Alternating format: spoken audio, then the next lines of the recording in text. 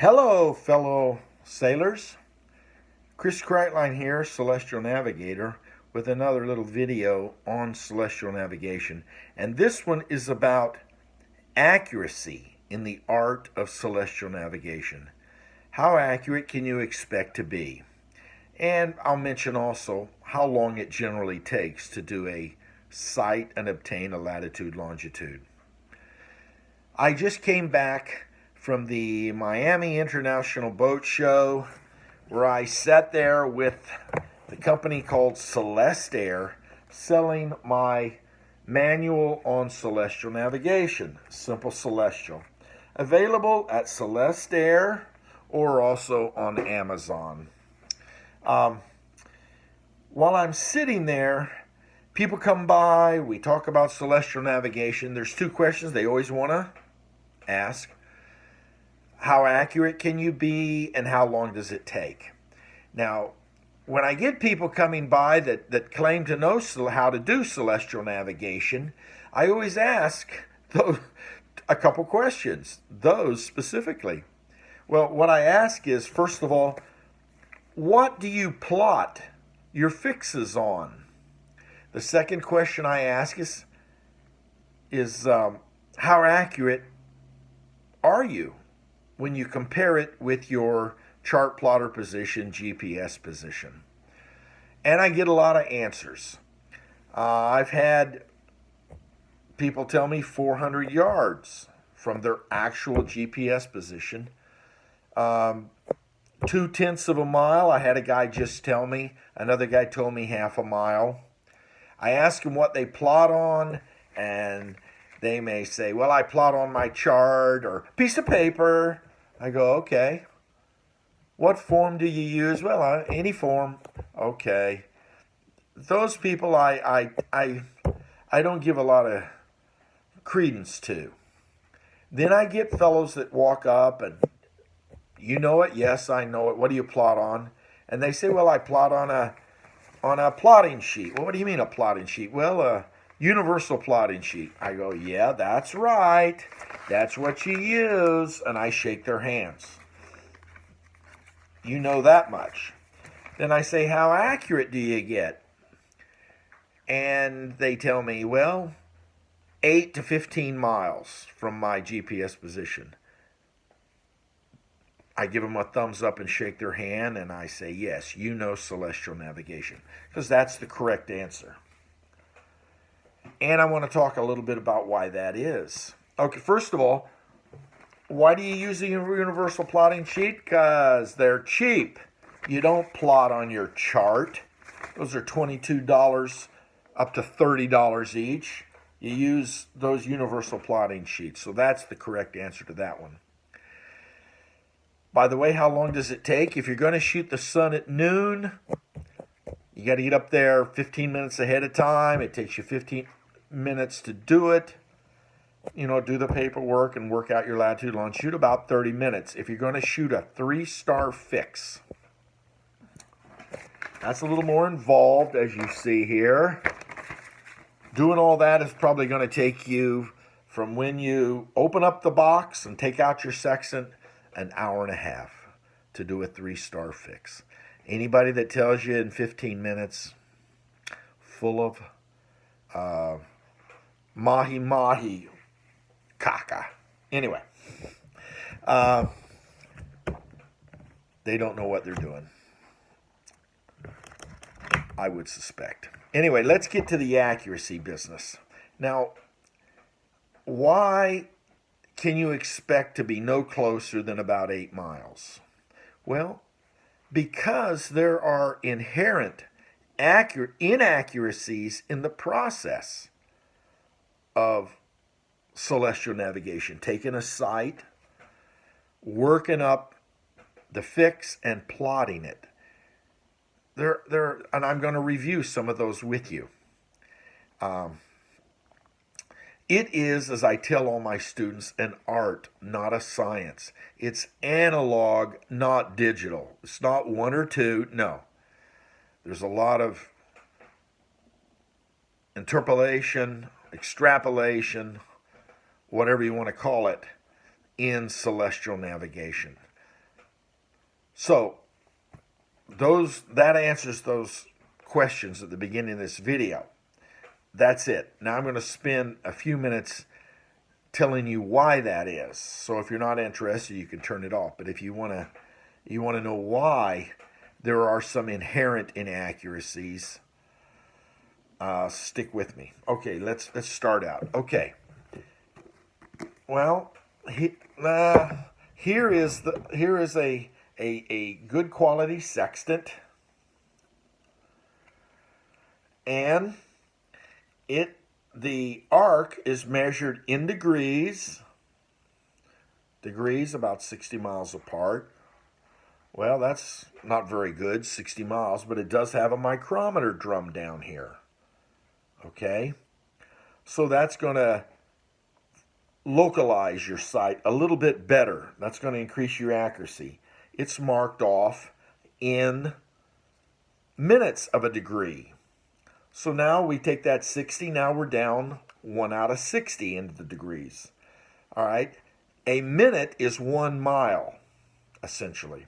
So now you can get within a mile. If you only had degrees, you could only get within 60 miles, right? Now you have the micrometer in minutes, that can get you down to a mile. Then you can divide each minute into tenths. So with a perfectly adjusted sextant,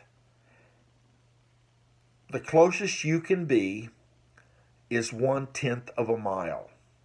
Well, now that's pretty darn good, but that is just under absolutely perfect conditions. You're never going to have perfect conditions. You can take 2 or 3 sextants, which I have done, and gone out and taken sights on land at an object on land with the horizon, and each one is going to be a little bit different. Just your eyes getting the object on the horizon is not that easy. You're looking through mirrors, you're moving this around, you're moving. Now this is on land. Imagine you're out on the water with the boat moving. Okay, so even with the sextant taking a sight, 1/10 of a mile, I describe it this way. If you have a ruler that is marked off in 1 mile increments, that would be a pretty big ruler, right? But that's what you've got, and you're measuring. How accurate can you be with that ruler? The answer is obviously 1 mile. Anything less than that is extrapolation, interpolation, whatever the word is. You're guessing. Conjecture and BS is what it is. Because if the ruler's marked in 1 mile, that's as accurate as you can be with it. Anything else is pure luck. Because, like I said, it's analog. The digital part of it is 1 mile. Anything less than that, you're guessing. Same thing with the sextant. So, with the sextant, 1/10 of a mile is as good as you can get under absolutely perfect conditions. And you are not going to ever be under perfect conditions. So there. So let's say what? 2/10 of a mile, maybe, if you're lucky. I would go so far as to say you're never even going to get that close. That boat's going to be going up and down, swells. Your eye is not at the horizon. That's the next point.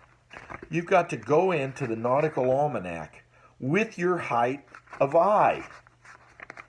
You know, where are you on that boat? How high? Because you're above the horizon. You're not down on the horizon. Now, of course, there is the table here. You go down the table. It's marked off. Here, let me just take the very first one. 8 feet. If your eye is 8 feet above the water, then you have to subtract 2.8 minutes of arc from what you see on your sextant. Now, the next reading is 8.6. and you subtract what? The same thing.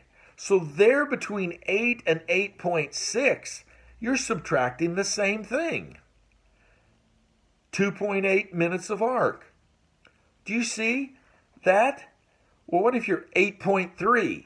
Well, you're doing the same thing as if you're 8.6 feet above the water. So see, once again, that's an analog issue. That's an analog issue. Now let's go way up here. Let's go way up here. All right. Let's say you're on an aircraft carrier, 85 feet up. Well, okay, yeah, 85 feet up, you subtract 8.9 minutes. If you're 90 feet up, you subtract 9.2. All right, do you see that? You go from 8.9 to 9.2. That's 0.3 of a mile, my friends. So that's another error that's inherent. It's potential for an error inherent in determining your dip, is what we call it, your height of eye. Okay, so do you see how these inaccuracies are building one on top of another? If you don't believe me, get this book and look at it. All right? Those are just, that's the first sample of an inherent inaccuracy in the book. Now, you go on, you're going to shoot the sun. One number doesn't follow right after another one. You have to sometimes pick a number in between them, and that's strictly up to you. You can pick the number, you can go with the number above, the number below, or you can pick one halfway in between them. So, the whole book is filled with those extrapolations, potential for inaccuracy in the book. Okay? I could go on and on. Here's your increments and corrections. Here, it goes from 2 degrees 59.4 seconds, and the next entry is 2 degrees 59.7. Once again, 0.3 of a mile between those two entries, and you got to pick one. All right then. Now that's in the Nautical Almanac. The same principle applies. The same potential for inaccuracy, where you have to extrapolate something, interpolate something, is in the site reduction tables. Now, when you eventually get where you're going and start filling out the form with the data, there's also areas here where you have to extrapolate something or interpolate something. I won't go through the whole thing. I think I've made my point. Well, if I haven't, let me make my point right now. There's a lot of things in the process. I do want to show you another one that's just entered my mind. Another one that's very, very important. Now, this is the universal plotting sheet. Now, as you, I hope, know, or I'm about to tell you, latitude degrees are parallel. The lines of latitude are parallel. And a degree is 60 nautical miles from the next degree of latitude. No problem. Oh, yes, there is a problem. Because your latitudes here are 1 mile apart on this universal plotting sheet. They're 1 mile apart. On a chart, if you're crossing the ocean and you're doing this, those latitude degrees, they're 1 mile apart, but there's no way you can measure it. They're 60 miles apart, but you can hardly measure it. You're using a divider to measure these things. You're doing the best you can. But once again, you're guessing. where to put that thing. Same thing here. These degrees, if you use the point of your divider, these minutes here between each degree of latitude is 1 mile.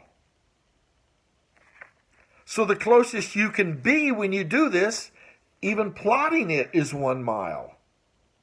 Now, longitudes, the distance between longitudes, minutes of longitude, let's say, are determined by your latitude because longitudes converge at the poles. Only at the equator are they 60 nautical miles apart, a degree of longitude.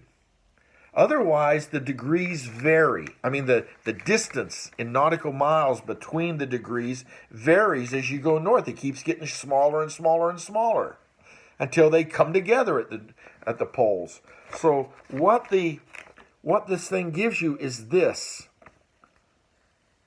little graph down here. This is the curvature of the Earth. And this shows you how far apart degrees or minutes of longitude are at various latitudes. So what you do is, this particular one is at 30 degrees north latitude. So you draw a line at 30 degrees north latitude and you measure the distance between longitude degrees right here. See how far apart it is? But as you go further north, a degree of longitude gets closer together. Only at the equator are they 60 nautical miles apart. So when you plot longitude on this thing, you come down here with your dividers and you measure how far a degree of longitude is at that latitude. Now here's my point. If you look real close at this, you'll see right here is 10, 10, 10, 10, 10, 50. So here's 50 over here. Right over here are 10 that are subdivided. Subdivided. Okay? 10 minutes are subdivided here. But look what they're divided in. You can't see it, but I'm going to tell you. They're divided into 2 minutes each. 2 minutes of longitude. That's as close as that thing will let you measure. Anything smaller than that, you're doing it. You're extrapolating it. So once again, this is just another, this is plotting. This is another inherent inaccuracy in celestial navigation. You can only measure to an accuracy of 2 minutes of longitude. Now let me tell you one final funny one. What size pencil are you using? Have you thought of that?